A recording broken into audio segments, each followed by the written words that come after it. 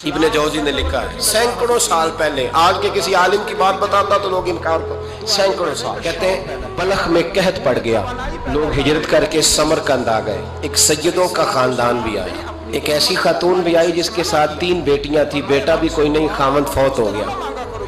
مسجد کے ساتھ مہمان خانے بنے ہوتے، وہاں اس نے بچوں کو ٹھہرایا اور نکلی سمرقند میں کہ کوئی آدمی مل جائے اور اس سے کہوں کہ تھوڑی سی مدد ہو۔ وہ چلتے چلتی ایک سیٹھ کے پاس، رئیس کے پاس پہنچی۔ جن لوگوں کے پاس دولت آتی ہے نا، وہ کئی دفعہ سخت جملے کہنے لگتے ہیں جو اللہ کو پسند نہیں آتے۔ وہ سیٹھ کے پاس گئی تو جا کے کہنے لگی میں غریب ہوں، پریشان ہوں، بلخ میں قحط ہے، سارا زمانہ جانتا ہے، تو میں اس لیے سمرقند آئی ہوں، بیٹیوں کا ساتھ ہے، نہ رہنے کو جگہ ہے، نہ کھانے کو روٹی ہے، نہ پہننے کو کپڑا ہے، مہربانی کر تھوڑی مدد کر۔ کہنے لگا ہو کون؟ تو اس سید زادی نے کان آگے کر کے، ہاں کسی پہ بھی حالات سخت آ سکتے ہیں، اللہ سے ڈرنا چاہیے، کان آگے کر کے نہ کہنے لگی میں سید زادی اور یہاں میرا اپنا کوئی نہیں، مہربانی کر۔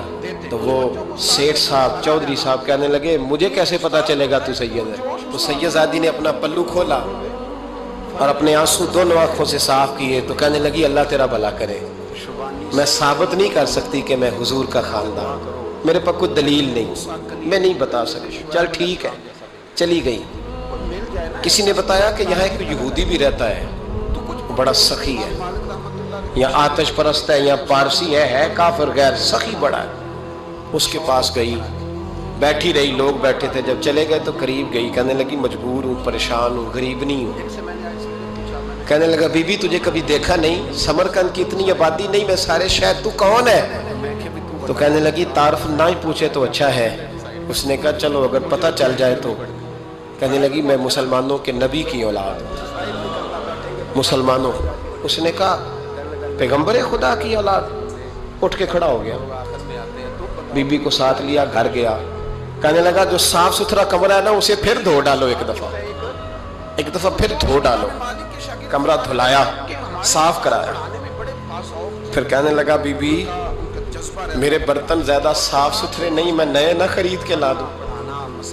پھر نئے برتن لایا، پھر اپنے بچوں سے کہنے لگا اونچا نہ بھولنا کہ سیدہ فاطمہ کی شہزادیاں آئی، یہاں کوئی شخص اونچی بات نہ کرے۔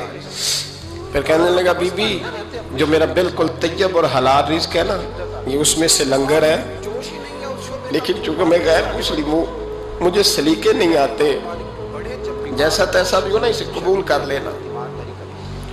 خاتون کو کہنے لگا یہ گھر ہے، جب تک جی چاہے یہاں رہنا، اور دیکھنا ہو سکے تو رات اپنے نبی سے سفارش کرنا، میرا بھی کوئی مسئلہ، میری بھی کوئی قبولیت کہیں ہو جائے۔ وہ مسلمان کہلانے والا رات کو سویا، کہتے جنت سجی ہوئی ہے، لوگ جنت میں جا رہے ہیں، لائنیں لگی ہوئی ہیں، نبی پاک لوگوں کو جنت میں بھیج رہے ہیں۔ میں بھی دوڑ کے لائن میں لگ گیا، فرشتے نے میرا بازو پکڑا، کا پیچھے ہٹ۔ تو میں دوڑ کے حضور کی بارگاہ میں گیا، میں حضور سارے جنت میں جا رہے ہیں کہ مجھے نہیں جانے دیتا؟ نبی پاک نے فرمایا تو کون ہے؟ کہ یا رسول اللہ میں مسلمان ہوں۔ کہتے حضور مجھ سے فرمانے لگے کوئی دلیل ہے تیرے پاس؟ دلیل ہے کوئی تیرے پاس؟ میں چپ کر گیا۔ فرمایا میری بیٹی تیرے دروازے پر آ ہی گئی تھی تو دلیلیں پوچھنے لگ گیا تھا۔ میں جا دوڑ جا۔ سویرے آنکھ کھلی تو گلیوں میں ڈھونڈتا پھرتا ہے، تلاش کرتا پھرتا ہے، کونے کونے میں جاتا ہے وہ سادات کا گھرانہ کہاں گیا، ڈھونڈتے ڈھونڈتے